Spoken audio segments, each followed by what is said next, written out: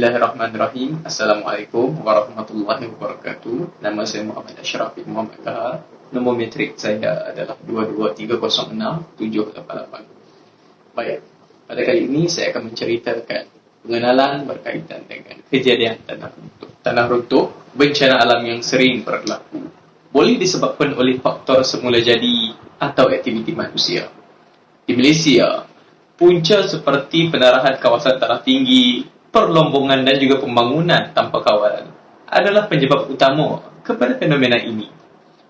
Pergerakan runtuhan ini, dari jatuhan batuan hingga gelinciran ais di luar negara, sering berlaku akibat pembinaan infrastruktur. Selain daripada aktiviti manusia, peristiwa semula jadi seperti gempa bumi juga turut memicu kepada runtuhan tanah ini, yang pada akhirnya membahayakan persekitaran dan juga kawasan kediaman. Pentingnya untuk kita memberikan tumpuan kepada pencegahan dan pengurangan risiko tanah runtuh ini bagi mempertimbangkan faktor-faktor yang boleh berlakunya keadaan tanah runtuh ini. Terima kasih Ashraf. Nama saya Putri Balkis binti Muhammad Nizam. Saya akan teruskan pembentangan ini. Bagi permasalahan kajian, tanah runtuh ialah bencana alam yang berlaku di lereng bukit dan juga lereng curam. Kejadian geologi disebabkan oleh pergerakan tanah seperti batuan jatuh, kegagalan cerun dan juga aliran cetek. Bahan cerun yang tepu dengan air boleh terbentuknya aliran lumpur dan sampah dan boleh menyebabkan banjir lumpur. Ia boleh menjejaskan kemusnahan penempatan, kerosakan jalan raya dan juga sistem perhubungan. Bagi tanah runtuh ini boleh mengakibatkan maut, iaitu kehilangan nyawa. Struktur cerun yang mengalami ketepuan air tinggi tidak dapat menahan haid air. Seterusnya, bagi objektif kajian pula, kami akan mengumpul 3 objektif, iaitu pertama, mengenal pasti punca tanah runtuh yang kerap berlaku di Malaysia. Kedua, mengenal pasti kesan tanah runtuh kepada manusia dan juga alam sekitar. Ketiga, menghuraikan langkah-langkah mengatasi masalah tanah runtuh daripada pihak yang berkaitan. Seterusnya, bagi kaedah kajian pula, kami akan menggunakan 2 kaedah seperti data primer dan juga data sekunder. Bagi data primer, kami akan menggunakan kaedah soal selidik melalui Google Form secara atas talian dan diberikan kepada masyarakat umum. Seterusnya, bagi data sekunder pula, kami akan mengumpulkan maklumat daripada pelbagai sumber seperti pembacaan jurnal dan juga artikel. Sekian saja daripada saya. Saya akan serahkan kepada Aiman untuk teruskan pembentangan. Terima kasih. Terima kasih Balkis. Saya Nur Muhammad Aiman di Malaysia akan membentangkan punca tanah runtuh. Yang pertama, pembangunan di kawasan tinggi.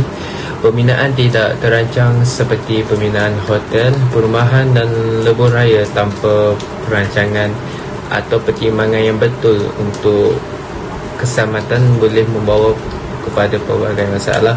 Hal ini berpunca dari pemaju yang ingin mengaut keuntungan tanpa menghiraukan keselamatan penduduk di sekitar kawasan tersebut. Sebagai contohnya, tragedi Highland Tower yang berlaku 15 tahun yang lalu yang mengorbankan seramai 40 orang nyawa. Selain itu, aktiviti pembalakan tanpa kawalan. Perbuatan ini dilakukan oleh syarikat-syarikat pembalakan, terutamanya yang dijalankan oleh pembalak haram. Penerbangan yang tidak terkawal menyebabkan berlakunya tanah runtuh semasa hujan turun dengan lebat.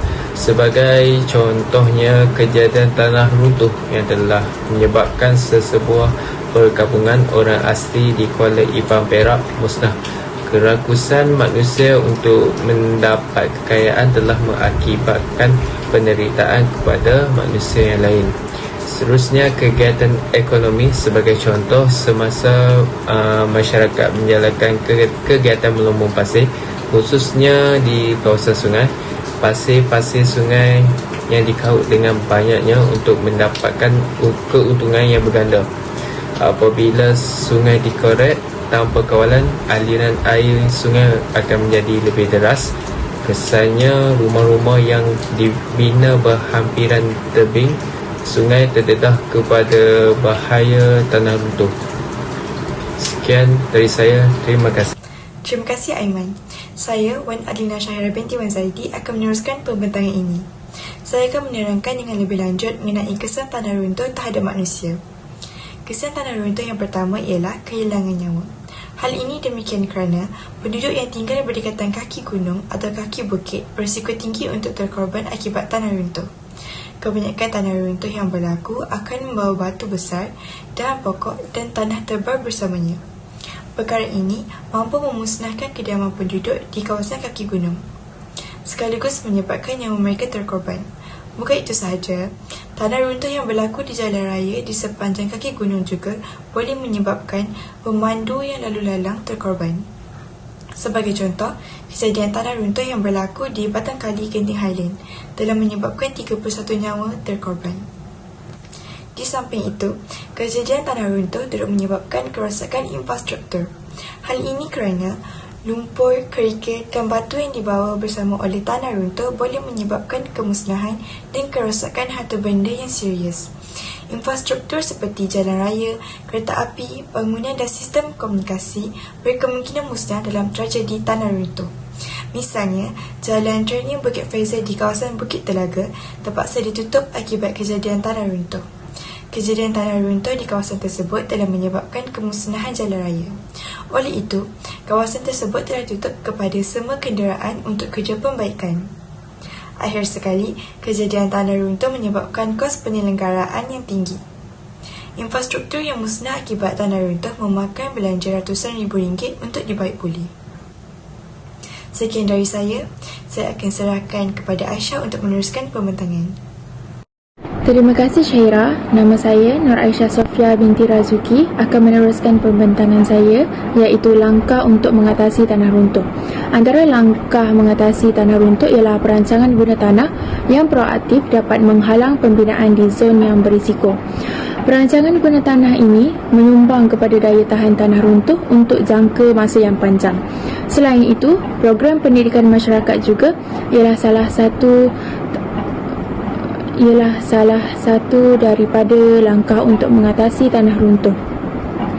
Program pendidikan masyarakat ini membantu penduduk di kawasan bukit berwaspada terhadap kejadian tanah runtuh. Ini juga akan meningkatkan kesedaran masyarakat tentang tanda-tanda tanah runtuh berlaku. Seterusnya, penanaman semula cerun dan tumbuh-tumbuhan ialah salah satu langkah untuk mengatasi tanah runtuh. Ini mengukuhkan struktur tanah kerana tumbuhan bertindak sebagai penghalang semula jadi, menstabilkan tanah dengan sistem akar dan menyerap air yang berlebihan. Sekian daripada saya. Secara rumusannya, terdapat 5 perkara yang perlu untuk kita ambil kira. Yang pertama adalah kita lakukan penilaian keselamatan di kawasan berisiko terjadinya kejadian tanah runtuh. Kedua adalah dengan kita melakukan kajian secara menyeluruh terhadap punca berlakunya runtuhan tanah. Ketiga, tindakan segera yang perlu untuk diambil oleh pihak berkuasa tempatan dan juga negeri, seperti melakukan pengungsian semula di kawasan-kawasan yang berisiko terjadinya tanah runtuh. Keempat, langkah jangka masa panjang termasuk pembinaan struktur penahan tanah yang perlu untuk dilaksanakan di kawasan-kawasan lereng bukit. Dan yang terakhir adalah dengan melakukan perancangan yang preventif yang perlu untuk dibuat bagi mencegah kejadian tanah runtuh yang acap kali berlaku di Malaysia. Sekian sahaja daripada kumpulan kami. Assalamualaikum warahmatullahi wabarakatuh.